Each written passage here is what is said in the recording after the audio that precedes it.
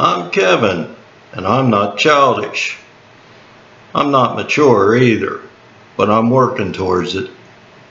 I'm at a higher level of immaturity.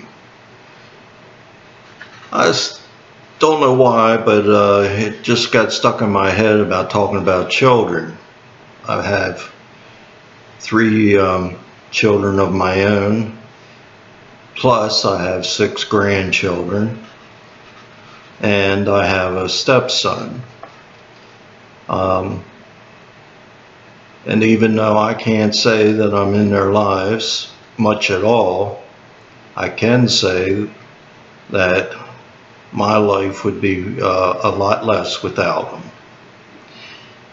And I guess that's why I'm bringing this up, because I think we underestimate the need for children and the reason for them. I can tell you that I never even considered having children. I never really even thought about getting married until I got married. And because I was a Christian, I just figured, well, you're supposed to get married. You know, that's what's the first thing on the list. And then you're supposed to have children. My wife had a great desire to have children, but I never really even thought about it. But once she got pregnant, it's just like, well, that's what we're going to do. We're going to have children. And I treated it like a job. Not that I didn't like it. It was a job I enjoyed. Trying to stay ahead of them. Trying to think of what they were going to do or ask, and you might say not only prepare for it, but maybe even start the training for them. Well, just a little thing here I'll tell you about. I knew that children love to play with stuff on the coffee table, so rather than tell everybody they have to pick everything up off the coffee table because my children are coming over, I decided to teach them not to touch stuff. And so I'd have a couple things on our coffee table. They'd get themselves up and they'd start ruching along. And once they got close to one of them, they'd go to reach out, and I'd take my hand and flick their finger, and they wouldn't know where it came from, because I was behind them. It didn't take but a couple times, and they didn't touch stuff, you know, without reason. And it didn't stop them from playing elsewhere, but they knew certain areas they just didn't touch. And it was interesting seeing that all come about, because I'm learning something too. You know, you don't want to always constantly tell them no, no, no, no. You know, that's not conducive to later on in life. And to point out something too, God says they're a blessing. And He says the more you have, the more you're blessed. So we're losing a lot of our blessing by not having children. Now, some people's going to talk about the, you know, overpopulation, which I've seen some factual studies on how things are going, and the figures that some people throw out, they're never going to happen. We're not going to be that overpopulated. We're not overpopulated now.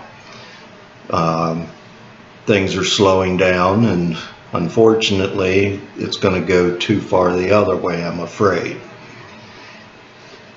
The thing is they don't just grow up to replace us. Hopefully they grow up to be better than us as far as knowledge and their ability to deal with issues if we've taught them right. But the biggest thing they do, which I don't think hardly anybody talks about, is if we don't have them, We don't mature. And I mean that sincerely. I mean, literally, you cannot, or you seldom as a person show the maturity without having the children. The children teach them a lot of things. First off, it reminds you of what you used to be like. Secondly, you know they're children, so you have to have more patience. You have to. You realize that, without them, you don't have the love. You don't receive that. Where they give love, unconditionally, and don't, think about some of the things you've done. So they really do help you a lot. And I want to give you an example of a person that I used to work with. This guy was very well educated. He was head of engineering. I would have thought he could have handled the job very well. The thing is I noticed that he constantly, seemed to make what I considered stupid decisions. Now, he was a little younger than me, but still, I didn't think about that being a big issue. But then I found out he didn't have any children. And it was like a light bulb went off in my head, and I said, well, there's the problem. This guy's too self-centered. He doesn't understand. In fact, he doesn't understand that we're all childish, actually.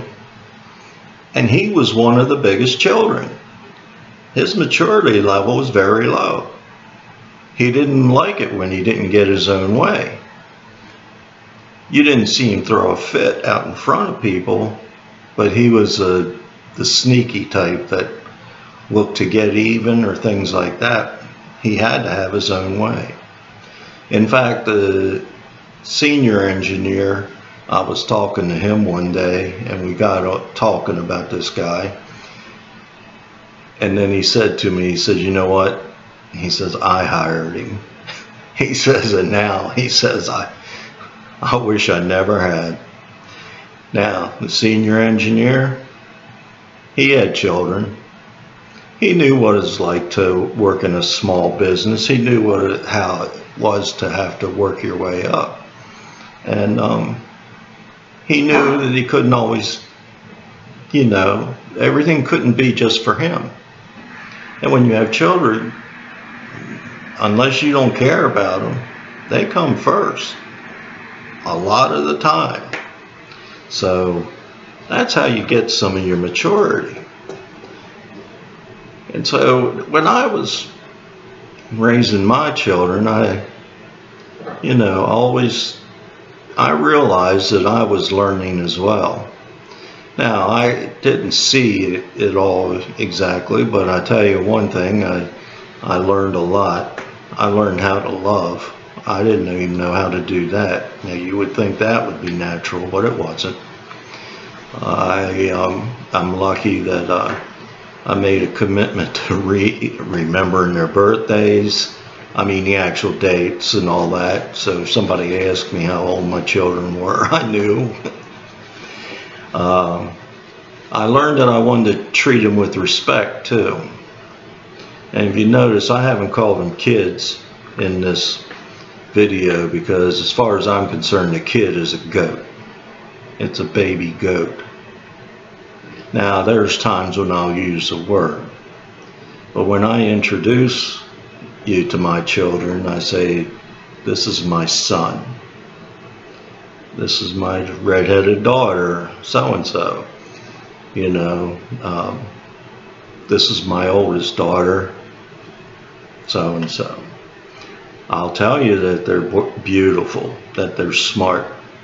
I'll also tell you some of their you might call it evil sides. Each one of them has their own personality in that way as well.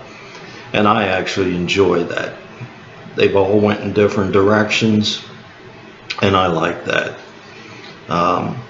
They didn't try to, you might say, follow me, and I didn't try to make them, and I didn't try to make them all the same. And so that they are not the same at all. And they, you know, if you try to make your children that, well, you got another lesson to learn, because they're not going to come out the same. That's all there is to it. So when you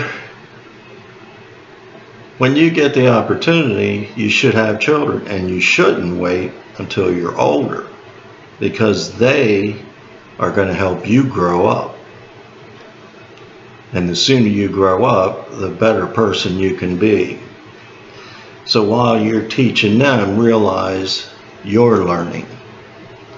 And when you're learning, don't just say, oh wow, I learned something. Do something about it. Change yourself. Find out how to make yourself better. You need to improve. That's one of the things that I firmly believe in life. You should never stop growing. You should constantly be finding out how to make yourself a better person. Somehow. Now I'm going to tell you a story. Hopefully I can get it in here, because I'm not proud of this, but I think it's important to note how you can make mistakes. My one daughter liked going over to this boy's house. She had gotten her license and all, and so but she would lie about where she's going. And then my wife, who didn't like the boy, but for no good reason, and this was where the problem between my wife and I created a big issue, which I wish we handled differently. But she found out she was over there, and she tells me I gotta go get her. I said, why? I don't have a problem here. Well, my wife is a great nag, my ex, I should say, and she nagged me to the point that I went. Unfortunately, I had been drinking, which was what I normally did in the evenings, unfortunately. But that's where things had kind of gotten, or how things had regressed in my home. And so my wife takes me over there, and I go up to the door. Now the funny thing is I know the parents from when I was in high school. If they were even 1/10 as good as what they were in school, it was a perfect place for her to be. And the boy never drank, he didn't smoke.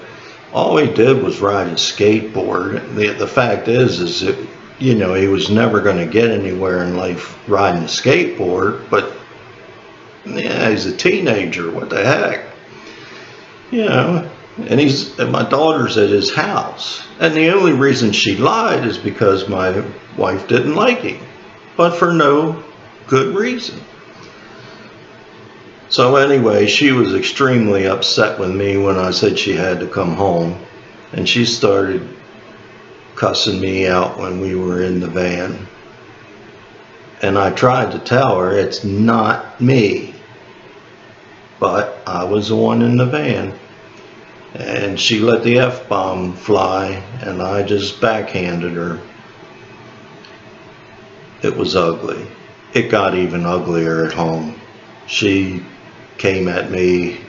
I really am not going to discuss much more of it, because it, you know, I had to get a hold of her and just hold her tight until she finally calmed down, and it took forever. It was a fiasco I'd never wanted to go through again. It was terrible. I wish I hadn't have been drinking, because I think I would have kept myself under control. I mean, she was still going to be mad, and I was going to be mad at my ex, but I wouldn't have smacked her. So I did learn something from it.